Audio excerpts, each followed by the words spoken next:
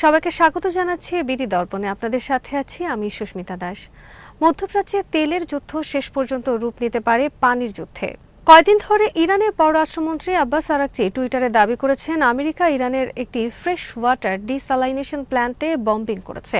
এসব প্ল্যান্টে সমুদ্রের লবণ পানি বিশুদ্ধ করে খাওয়ার উপযোগী করা হয়। এই প্ল্যান্টে হামলার ফলে ইরানের ৩০টি গ্রামে পানি সরবরাহ বন্ধ হয়ে গেছে। ইরানের পররাষ্ট্রমন্ত্রী হুঁশিয়ারি দিয়ে বলেছেন, এ ধরনের অবকাঠামোর উপর আক্রমণ অত্যন্ত বিপজ্জনক একটা পদক্ষেপ, যার পরিণতি হবে অত্যন্ত গুরুতর। এই দৃষ্টান্ত যুক্তরাষ্ট্র প্রথম স্থাপন করেছে, ইরান নয়। সম্ভবত তিনি হুমকি দিচ্ছেন আমেরিকার এই হামলার পাল্টা ইরানও পাল্টা হামলা করতে পারে। উপসাগরীয় দেশগুলোর এ ধরনের পানি পরিশোধনের প্ল্যান্টগুলোতে যদি ইরান পাল্টা হামলা করে তা হবে বড় ধরনের বিপর্যয়। এসব দেশে কোনো নদী নেই, খুবই কম বৃষ্টিপাত হয়, ফলে অধিকাংশ দেশ খাওয়ার পানির জন্য এই প্ল্যান্টগুলোর উপর নির্ভরশীল। এই প্ল্যান্টগুলোর আক্রমণ দেশগুলোর যে পরিমাণ ক্ষতি করতে পারবে, তেল ক্ষেত্রগুলোর উপর আক্রমণও আসলে সে পরিমাণ ক্ষতি করতে পারবে না। অনেক বিশ্লেষক মনে করেন ইরানের জ্বালানি অবকাঠামোতে হামলার পাশাপাশি খাওয়ার পানির প্ল্যান্টে হামলার মাধ্যমে যুক্তরাষ্ট্র ইসরায়েল এই যুদ্ধকে পানির জন্য যুদ্ধে রূপ দেওয়ার চেষ্টা করছেন। ইরানের ওপর ইসরায়েলের আগ্রাসনের পর তেল নিয়ে যতটা আলোচনা হচ্ছে, পানি সংকটের দিকটা ততটা আলোচনা হচ্ছে না। অথচ এই সংকট হতে পারে তেলের চেয়েও ভয়াবহ। যুক্তরাষ্ট্র ও ইসরায়েলের হামলা শুরুর পর থেকেই হরমুজ প্রণালী বন্ধ করে দিয়েছে ইরান। এই অবস্থায় বিশ্বে সৃষ্টি হয়েছে জ্বালানি সংকট এবং তেলের দাম বেড়েছে। তবে তেল নিয়ে সংকটের ব্যাপারটি যতটা আলোচনায় আছে, আরেকটি গুরুত্বপূর্ণ সংকট নিয়ে আলোচনা হচ্ছে না, তা হলো পানি সংকট। এই যুদ্ধের ফলে ইরান যেমন পানি সংকটে পড়তে পারে, তেমনি গোটা মধ্যপ্রাচ্য চরম পানি সংকটের দিকে এগিয়ে যাচ্ছে।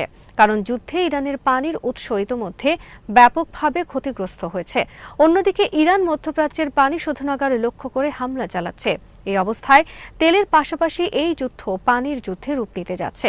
ব্লুমবার্গের এক বিশ্লেষণে এসব কথা বলা হয়েছে। বিশ্লেষকরা বলছেন, বর্তমান যুদ্ধ একটি ভিন্ন কৌশলগত বাস্তবতার আবরণ উন্মুক্ত করে দিয়েছে। তা হলো সবচেয়ে বড় সংকটের জায়গা তেল নয়, বরং পানিই হতে পারে। বিশেষজ্ঞরা যুক্তি দিচ্ছেন, জ্বালানি সরবরাহ বিশ্ব বাজারকে প্রভাবিত করলেও ইরানের অভ্যন্তরীণ স্থিতিশীলতা এবং দীর্ঘমেয়াদী যুদ্ধের ক্ষমতা ক্রমবর্ধমানভাবে দেশটির তীব্র পানি সংকটের সঙ্গে যুক্ত। ইরান বিশ্বের সবচেয়ে পানি সংকটে থাকা একটি দেশ। দেশটির প্রায় সব নবায়নযোগ্য পানি সম্পদ ইতোমধ্যে কৃষি, শিল্প ও গার্হস্থ্য কাজের জন্য ব্যবহার করা হচ্ছে। ইন্ডিয়ান কাউন্সিল অব ওয়ার্ল্ড অ্যাফেয়ার্সের মতে, কয়েক দশক ধরে খরা, কম বৃষ্টিপাত এবং ভূগর্ভের পানির অতিরিক্ত উত্তোলন ইরানের জলাধারগুলোকে বিপজ্জনকভাবে নিম্নস্তরে ঠেলে দিয়েছে। বছরের পর বছর ধরে পানি প্রবাহ কমে যাওয়া এবং অতিরিক্ত ব্যবহারের কারণে ইরানে বেশ কয়েকটি প্রধান জলাধার প্রায় খালি হয়ে গেছে ২০২৫ সালে। এই সংকটে সবচেয়ে বেশি ভুগবে ইরানের কৃষি। ইরানের ৯০%-এরও বেশি পানি ব্যবহার হয় কৃষিখাতে। প্রায়ই অদক্ষ সেচ ব্যবস্থার মাধ্যমে প্রচুর পরিমাণে পানি তারা অপচয় করে। যুদ্ধের ফলে সৃষ্ট ধাক্কা পানির উৎসে আরও বড় প্রভাব পড়বে, কারণ পানি দেশটির সরাসরি খাদ্য উৎপাদন ও দৈনন্দিন জীবনকে প্রভাবিত করতে পারে।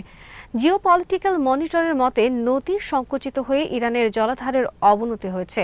হ্রদ শুকিয়ে ইতোমধ্যেই কৃষি উৎপাদন হ্রাস করেছে। কিছু গ্রামীণ সম্প্রদায়কে শহরে স্থানান্তরিত হতে বাধ্য করেছে। এক্ষেত্রে পানির চরম সংকট দেখা দিয়ে পরিবেশগত চাপ সৃষ্টি হবে। এতে দেশের অভ্যন্তরে বিক্ষোভ ও অস্থিরতার সৃষ্টি হতে পারে। এর আগেই কৃষকরা পানির দাবিতে বিক্ষোভ করেছেন। মার্কিন গোয়েন্দা সংস্থা CIA পানিকে মধ্যপ্রাচ্যের কৌশলগত পণ্য বলে অভিহিত করেছে। তাদের বিশ্লেষণে বলা হচ্ছে, যদি সামরিক শত্রুতা বাড়তে থাকে, তাহলে পানিই হবে যুক্তরাষ্ট্র ও ইরানের মধ্যে যুদ্ধের প্রধান ভূ রাজনৈতিক উপাদান। পারস্য উপসাগর $1 ট্রিলিয়ন মূল্যের একটি অসাধারণ হাইড্রোকার্বন সম্পদ দিয়ে ভর্তি। তা হলো পানি।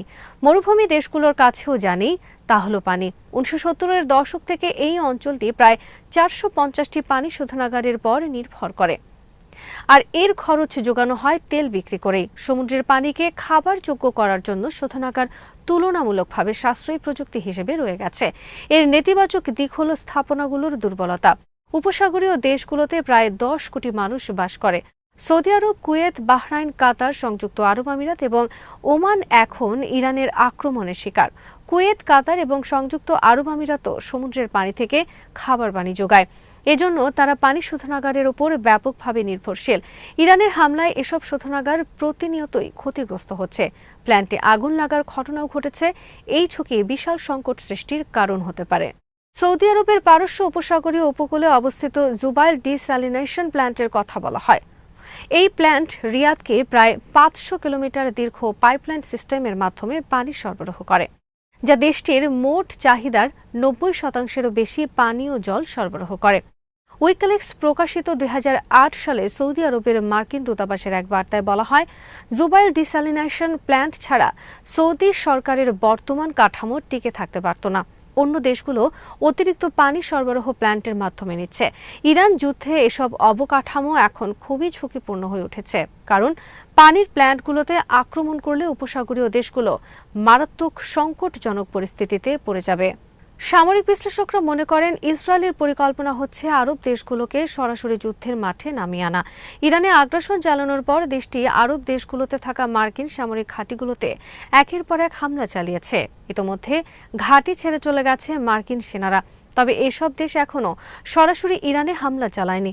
ইরানের ওয়াটার প্ল্যান্টে হামলার প্রতিক্রিয়ায় ইরান যদি উপসাগরীয় দেশগুলোর ওয়াটার প্ল্যান্টে হামলা করে, তাহলে এসব দেশ তখন যুক্তরাষ্ট্র ইসরায়েলের সাথে যুদ্ধে যোগ দিতে পারে। এমনকি ইসরায়েল পরিকল্পিতভাবে আরব দেশগুলোর প্ল্যান্টে হামলা করতে পারে। এভাবে একটি পানি যুদ্ধের পরিকল্পনা ইসরায়েলিদের মধ্যে থাকতে পারে, তবে এতে ইসরায়েলের নিরাপদ থাকার সম্ভাবনা কম। সেক্ষেত্রে ইরানও ইসরায়েলের এ ধরনের ওয়াটার প্ল্যান্টে হামলা করতে পারে। এমনকি ইরানের টার্গেটের মধ্যে থাকতে পারে ইসরায়েলের পারমাণবিক স্থাপনাগুলো। মার্কিন যুক্তরাষ্ট্র ও ইসরায়েল যতটা সহজে ইরানকে কাবু করবে বলে ভেবেছিল, তা করতে পারেনি। ইরানের নির্বিচারে বোমা হামলা ও তেলের রিফাইনারিগুলো জ্বালিয়ে দেওয়ার পরও ইরানের মিসাইল সক্ষমতা অটুট আছে। তারা নিয়মিতভাবে ড্রোন হামলা চালিয়ে যাচ্ছে। ইরানের সামরিক কর্মকর্তারা বলেছেন, তাদের 6 মাস তীব্রভাবে যুদ্ধের সক্ষমতা আছে। ইরানের ড্রোন ও মিসাইল সক্ষমতা যদি অব্যাহত থাকে, তাহলে ইরান যে কোনোভাবেই এ ধরনের হামলার প্রতিশোধ নেবে। ফলে এর পরিণতি হবে অত্যন্ত ভয়াবহ। গুলি বোমা ছাড়া শুধু পানির অভাবে মারা যেতে পারে লাখ লাখ মানুষ। আজ এখানেই শেষ করছি। সবাই ভালো থাকুন, সুস্থ থাকুন আর দেখতে থাকুন বিডি দর্পণ। চ্যানেলটি ভালো লাগলে সাবস্ক্রাইব করুন। সংযুক্ত থাকুন আমাদের ফেসবুক পেজে।